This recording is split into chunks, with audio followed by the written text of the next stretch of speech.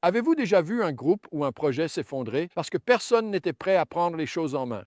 Aujourd'hui, nous explorons un chapitre sombre de l'histoire d'Israël qui nous montre ce qui se passe lorsque le peuple de Dieu manque de direction divine.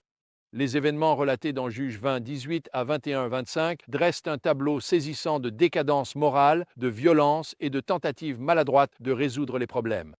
Cette histoire sert d'avertissement sévère sur les conséquences de l'abandon des voies de Dieu et sur le besoin crucial d'un leadership juste. Voici le message clé d'aujourd'hui. Sans un leadership inspiré par Dieu et sans fidélité à sa parole, même les actions animées des meilleures intentions peuvent avoir des conséquences désastreuses.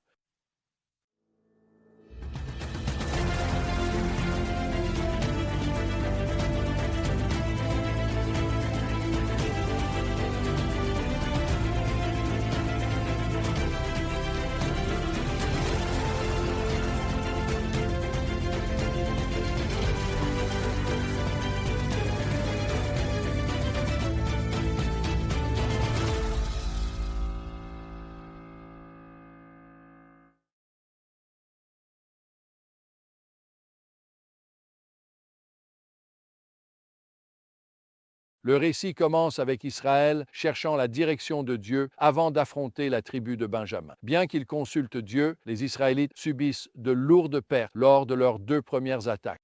Ce n'est qu'à la troisième tentative, après avoir pleuré, jeûné et offert des sacrifices, qu'ils remportent la victoire. Cette succession d'événements soulève des questions sur la nature de leur relation avec Dieu et sur leur compréhension de sa volonté. Les conséquences de la bataille sont dévastatrices. La tribu de Benjamin est presque anéantie, avec seulement 600 hommes survivants. La réaction des Israélites oscille entre une violence extrême et un profond remords. Ils pleurent et demandent, Seigneur, Dieu d'Israël, pourquoi cela est-il arrivé à Israël? Pourquoi une tribu devrait-elle manquer aujourd'hui en Israël? Use Chu first mass.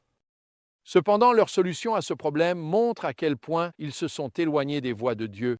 Ils massacrent les habitants de Jabesh-Galaad pour obtenir des femmes pour les Benjaminites, puis tolèrent l'enlèvement de jeunes femmes à Silo. Ces actions, bien qu'ayant pour but de préserver la tribu de Benjamin, témoignent d'un mépris total pour la vie humaine et les lois de Dieu. Le livre des juges se termine par une déclaration glaçante. En ces jours-là, il n'y avait pas de roi en Israël. Chacun faisait ce qui lui semblait bon. Use tu tu fem. Ce refrain est répété tout au long du livre des juges. Il résume la racine du problème d'Israël, un manque de direction divine et un rejet de l'autorité de Dieu. Cette histoire révèle à quel point le peuple de Dieu a désespérément besoin de leadership.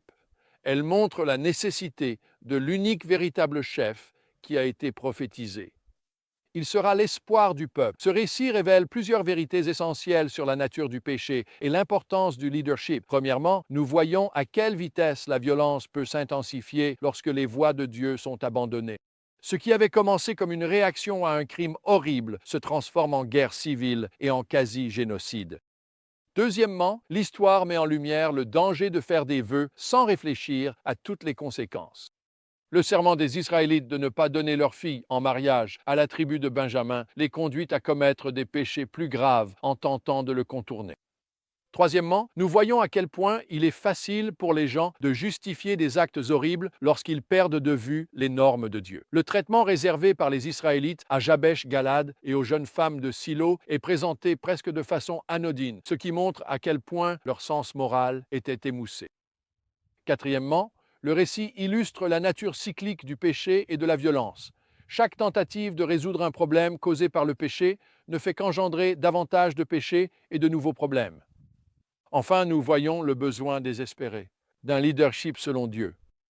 La phrase répétée En ces jours-là, il n'y avait pas de roi en Israël souligne la nécessité d'un chef qui ramènerait le peuple sur les voies de Dieu.